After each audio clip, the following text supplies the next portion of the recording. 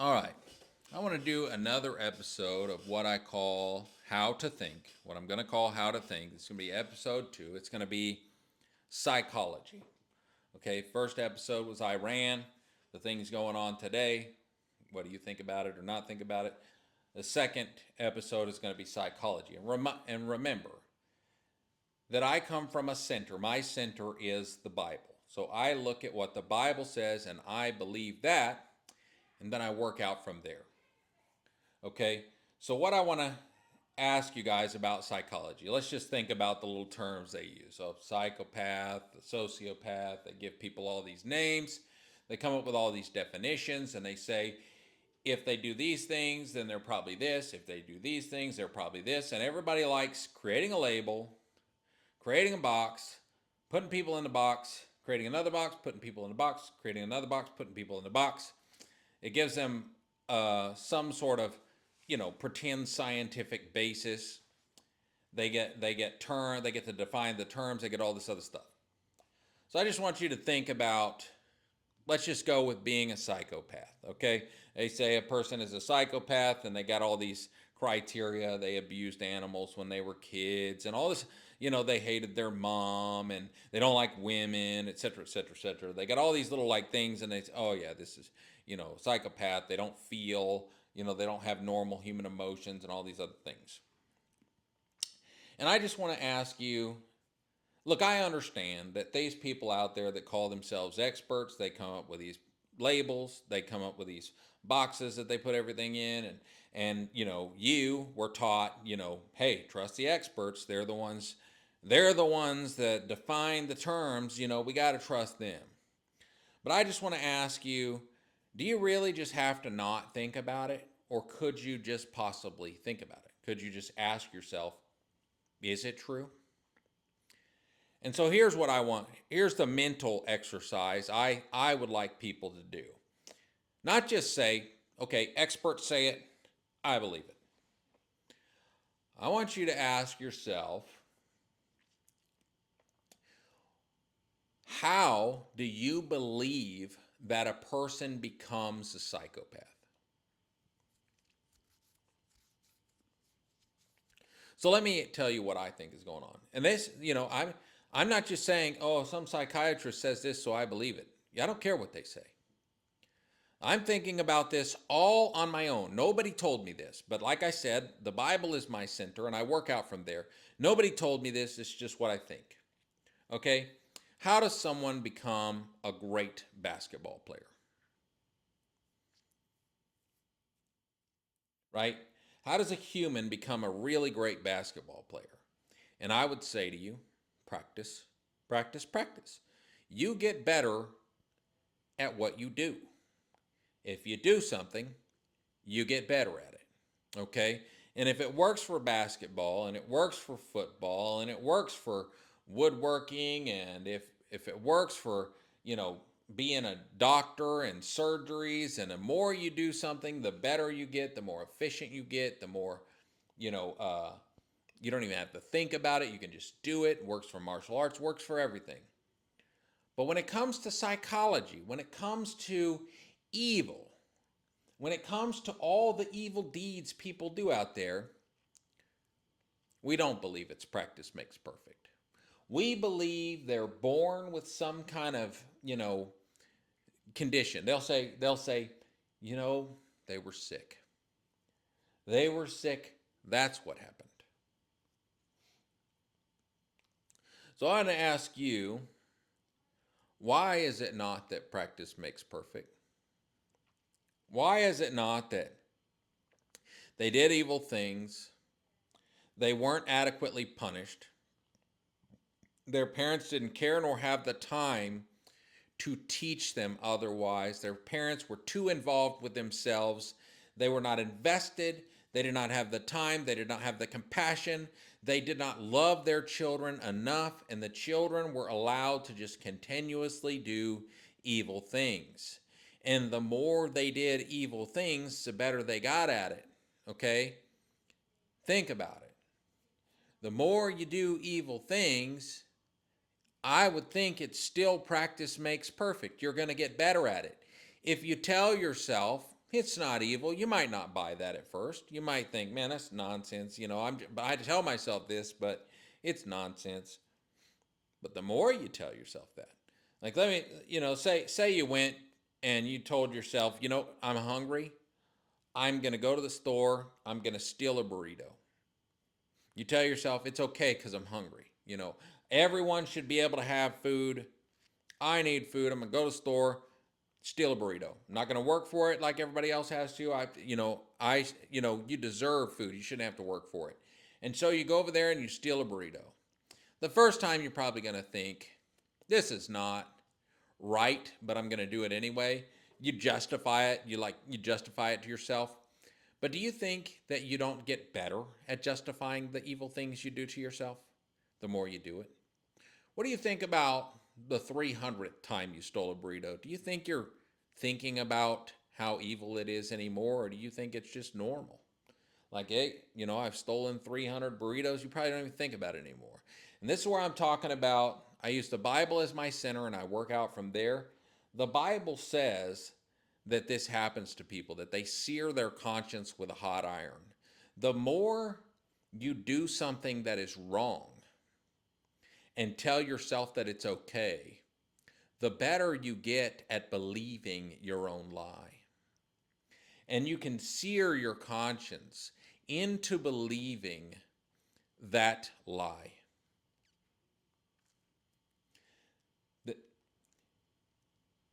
That is what I believe.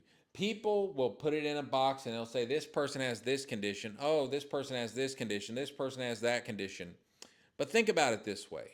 How do you become a pro basketball player? Right? You have to be like the elite of the elite. Like, you have to be born with a natural proclivity towards it. Like, you're tall and you're just taller. You have a natural and innate drive to do it. It's not just a hobby to you. It's like life. You have an innate drive.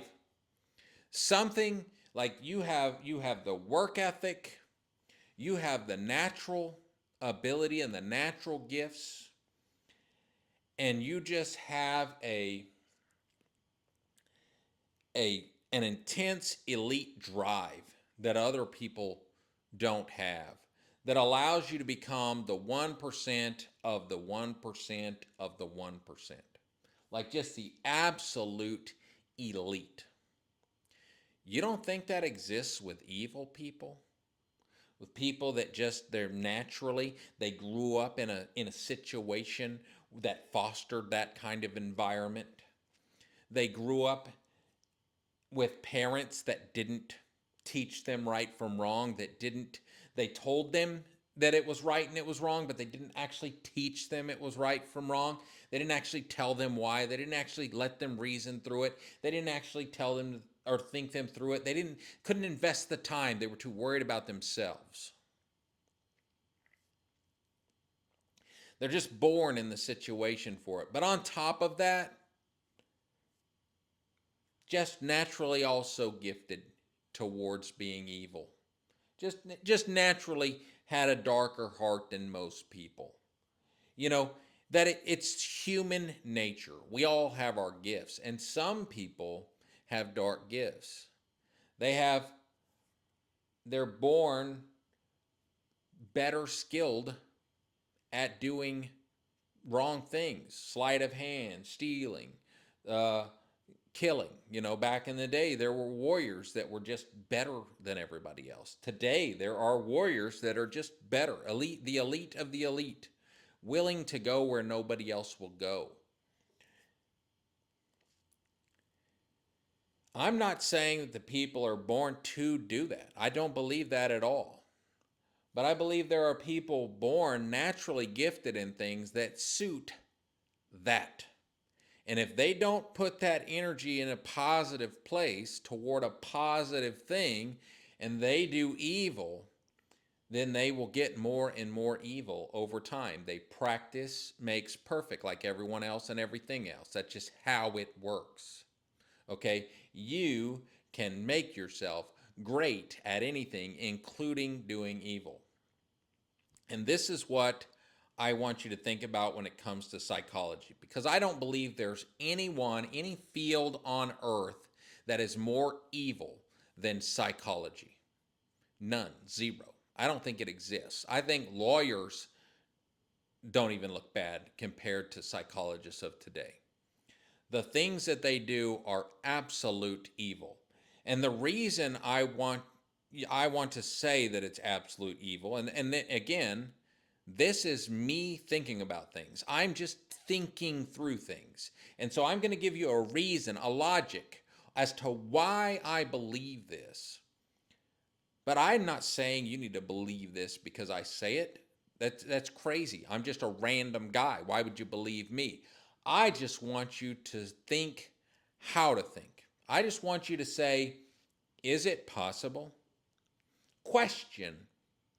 Question the norms.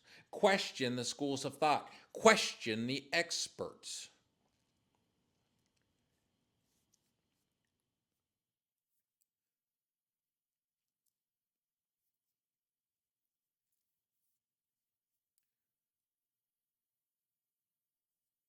So, what do you think? Do you think people just are born with some kind of disease, some kind of sickness? It's not their fault. It's the disease's fault. It's the sickness's fault. We need to help them. We need to aid them. We need to we need to, you know, rehabilitate them. They all sound great to say that. It sounds like you're very humanitarian. It sounds like you really love people when you say, look, we need to help them. They're sinners just like me. We're all sinners. So I want to give you some thoughts as a Christian, and I hope you'll think through this and ask yourself these questions. As I read through the Bible, I don't remember ever one time God blaming himself for how evil people are. I don't remember one time that God saying, hey, my creative process is not perfect. Some of this stuff's on me, guys. I don't remember that anywhere. So, coming from that center, I want to ask you if it's possible,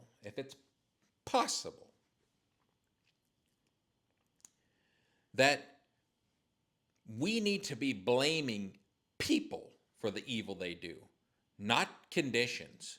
We don't need to label conditions. And this is why psychiatry is the greatest evil impacting our world today. Because people believe these excuses and allow these excuses to be mitigating factors. And these people that do these horrible things over and over and over again are released back into public to do these horrible things over and over and over again. Because these people have said they're sick. You can't punish the sick. You have to help them. They're sick. When do we say their sickness is their fault? If they're sick, if they've seared their conscience, it's because of the evil that they've done their entire lives. The practice makes perfect. They have chosen to do evil over and over again, and that has made them evil. It is their fault, and they need to pay for it. Because this is my belief. My belief is that it is the ultimate evil to take someone that commits a rape and say, we forgive you, and put them back into society to care more about their rights.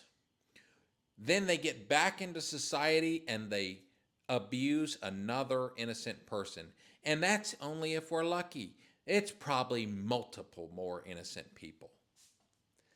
Multiple. Some that get found out, many that don't. You let them back into society because you claim to love these degenerates that cannot exist in society without doing evil things to people. Because you claim to love them, you would put them into society, back into society, claim that they're healed, and put them back into society to abuse more people. You see it all the time. A person commits a crime against a child, back out in 15 minutes. Commits another crime against a child, back out in 15 minutes. And another one, and another one, and another one, and another one. Give them a little bit of time, give them a slap on the hand, put them right back out, doing it again, doing it again, doing it again, doing it again. And this crazy idea that, oh, we should never commit the death penalty. Murder's always wrong. Killing someone is always wrong. Making someone pay to keep a killer alive in prison for 30 years is wrong. That's what I believe. That the tax-paying citizens that got abused by this person, okay, the innocent people that got abused by this person, making them pay to keep that person alive in prison for 30 years, I believe that's wrong. And I believe psychiatrists and our justice system and all that stuff are wholly responsible for that, because they have allowed these people to give them conditions, to make them insane, to create these mitigating factors, or they were abused as a child. All of this stuff comes from psychology. And every single person that gets let back on the street to reoffend, when they reoffend, the justice system should be punished for that. Every psychologist that was leaned on to release that person back into society should be punished for that. You should be an accomplice. Okay, if you go out there with a buddy to the bank and that buddy robs the bank while you're there and you say, I didn't know, and they let you off, okay, they let you off, I guarantee if you're with him the next time he robs a bank, it won't be so easy. You're going to get listed as an accomplice. They're going to say you should have known. Okay? You should have known. He did this to you before. You should have known. That's how I feel it should be with judges. If somebody commits a heinous, malicious crime, like murder or rape or any of those things, then if the judge or the jury lets him back out, say, okay, fine. But if he reoffends, every single one of you will be listed as an accomplice, as if you did it as well. Like if you find out for sure he did it, and they still let him go on some insanity charge, or the evidence is insurmountable, but you just still let him back out, or you put him in prison for 20 years and you let him back out and he reoffends, everyone who had anything to do with that, letting him back out, should be recharged.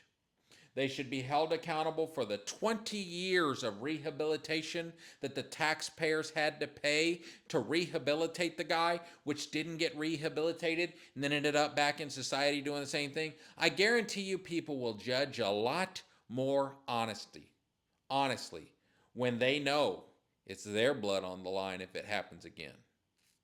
I mean, with a malicious crime. You want to put a rapist back on the street? It should be okay, but if he rapes again, you will also be charged with rape as an accomplice. Whatever punishment he gets, you'll get. A lot less rapists will be back on the street. A lot less violent criminals will be back on the street. I really see these bleeding hearts, these people that sit out there and they claim to just love everybody and to want to rehabilitate and all killing is wrong, etc., etc., etc. They are the real, like what you would call, what people today call psychopaths. Because they claim to be good, they claim to be loving, but the results that they allow is the punishment of the innocent, the re-victimization of the innocent. And so that's the question I want to ask you. Should we blame conditions? Should we allow people to blame conditions to take the responsibility away from the person that actually did the evil? I believe biblically we should not. And I believe that every expert that says we should is someone we should not listen to. We should say we questioned your thought process. We see the results of it over and over and over again. You let these violent people back on the streets and they do it again. another innocent person has to suffer. You say, oh, I don't want this person to suffer unjustly for the evil things they did, so you allow them back out, even though they're the ones that did the evil thing, into society to punish the innocent. Because you're afraid to punish the guilty, you choose to punish the innocent. So moral, so loving, so kind of you. I believe you're a degenerate if that's your thought process. So,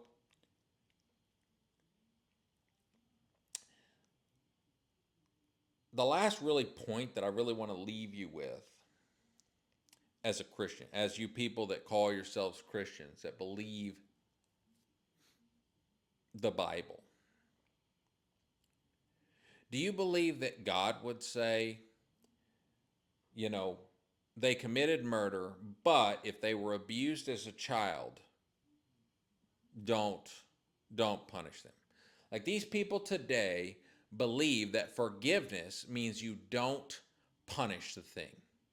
That's not what it means. That's not taught anywhere in the Bible. Like, if someone says, hey, I stole $20 from you, you can forgive them for stealing $20 from you.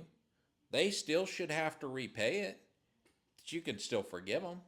Like still giving them the just punishment for what they did, so hopefully they won't do it again, is right. They stole 20, they should have to pay back twofold, threefold, pay back 60. So that they learn it doesn't pay to steal. But if you don't teach them that lesson, you're teaching them that it does pay to steal. And so you still need to punish. You can forgive all day long. You can say, look, I'm not angry at you. I realize that you stole it, and we've all sinned. I forgive you.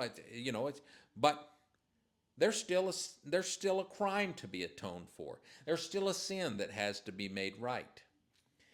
And in the Bible, I believe that's how the judgment would be. You can still show mercy. You can still show mercy. Okay? But if someone commits a murder, you need to show mercy to the people. Because if they get out and commit another murder, then in your mercy for the evil person, you've become an avenger of the good. You have avenged the evil person's acts upon a good person. You have avenged the evil person's act upon an innocent person. That's probably the better way to say it.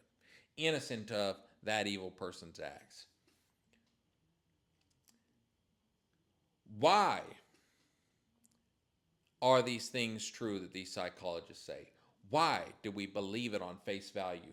Why do we not question it? Why is it not like everything else, and the more you do it, the better you get at it? Why is that not the case?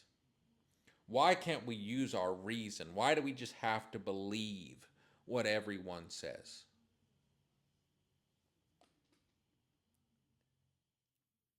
Do you believe that God is at fault? Do you believe they were born with some kind of condition and the sickness should be blamed? Or do you think the people should be blamed for the evil things they do, and they should suffer the just punishment laid out in the Bible for it? I'm not saying you don't need to forgive them, but if you commit murder, you can still give someone the death penalty for committing murder and forgive them. They can still suffer the just punishment, and the people still say, look, I forgive them, but the blood was avenged, and I'm better at peace with it. I forgive them, I've moved past it, but they were avenged, society was made whole, all's well that ends well. A person commits a murder or a rape, you give them the just punishment for that, which the Bible says is death, because you need to restore order to the people. You need to show mercy to the innocent and punish the guilty. And psychiatrists are the biggest reason why we are not doing that today. We are letting people that commit 47 crimes back out on the street to victimize more people. There are people with hundreds of cases of crimes that they've perpetrated on the innocent that just get let out, commit another crime, put back through the system. They don't even take the system seriously anymore. This is a grave injustice to the innocent. In order to try to be fair to the guilty, you would be an arbiter of punishing the innocent for the crimes of the guilty. This is what's happening in the world today. This is why the justice system is broken, and this is why that it will not be fixed, because there is nobody in power with the will to say no. It's time we start punishing the guilty to preserve the innocent. If you spill a person's blood by maliciously, on purpose, you mean to kill that person, then we will do the same to you. If you commit a rape, then we will send you to God to be sorted out. We can still let the families forgive you. We can still say, hey, I forgive you. But the punishment still has to exist. I'm no longer angry at you for stealing $20 from me. But you made the $60 whole. You made the $20 whole. They paid it back again, whatever it is. And the person has learned their lesson, or at least has the potential to learn their lesson, and the innocent party has been made whole, and forgiveness can happen, all this other stuff.